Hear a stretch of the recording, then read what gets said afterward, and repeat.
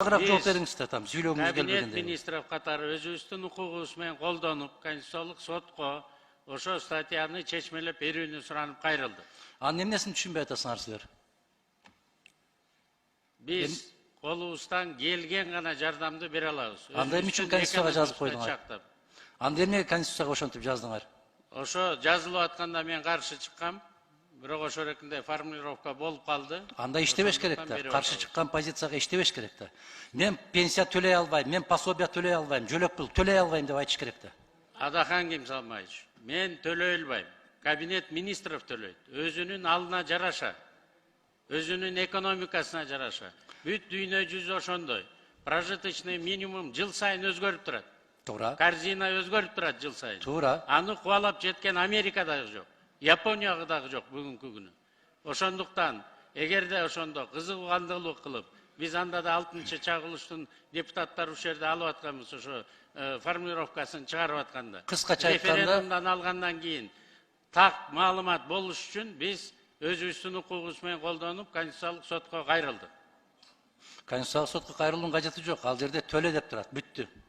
Анын түшүнүштүн кажети жок. Төлөбөсөк өлөйлүбү эми? Төлөбөсөк өлүп калайлыбы эми? Төлөй албасаңар иштей албайбыз дегиле да. Биз Конституцияны аткарбайбыз дегиле да. Биз иштеп атабыз. Ошо Конституциянын статьясын так чечмелеп бере турган орган бар.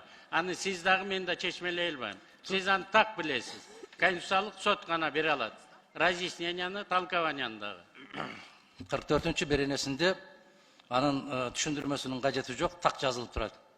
Кыргызстанда пенсиялар, жөлөк пулдар, пособиялар эң төмөнкү керектелүүчү куржундан кем болбойт деп турат. Бүт анын эмнесин түшүнүксүз. Ошо керектелүүчү корзинаны өзүнүн экономикасына жараша өкмөт тактайт. Биз ошого жараша Конституциялык сотко кайрылып атабыз. Жыл сайын керектелүүчү корзина чоңоюп турат. Биз ошого жараша өзүбүздүн төлөмдөрүбүздүн баарын оңдодук.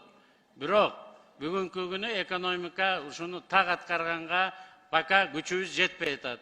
Ошону толук бизге мүмкүнчүлүк бериңиздер, формулировкасын кандай деп түшүнсө болот.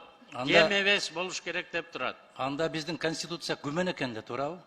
Ошо статьясынын формулировкасын биз так чечмелеш үчүн Конституциялык сотко кайрылдык. Бир статьясы үчүн. Да, кайсы статьялар күмөн? Мен билбейм, мен Конституциялык сот эмесмин, аны Конституциялык соттон сураңыздар. Мен сизден сурайм.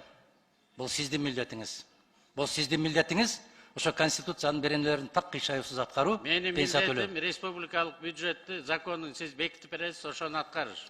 Жок, кечирип коесуз. Анда милдетиңизди түшүнбөйт экенсиз. Конституцияга сиз дагы ант бергенсиз, мен дагы ант бергем. Ага баарыбыз тең жооп беребиз. Биз ошо Конституцияга берген ант менен ушул жерде отурабыз, сизден сурап атабыз. Эмне үчүн аткаруу бийлиги аткара албай атат деп сурап атабыз. А эгер сиздин күмөн санап аткан болсоңуз, 1 жылдан бери эмне үчүн бербедиңиз? Ушуну берип атасыңар, ушул жогорку кеңеште улам-улам маселе көтөрүлгөн сайын берип атасыңар. Эмне үчүн ушу мезгилге чейин бербедиңиз? Эмне үчүн каршы чыкпадыңыз? Биз мурун даярданып келдик, даяр болгондо тапшырдык Конституциялык сотко.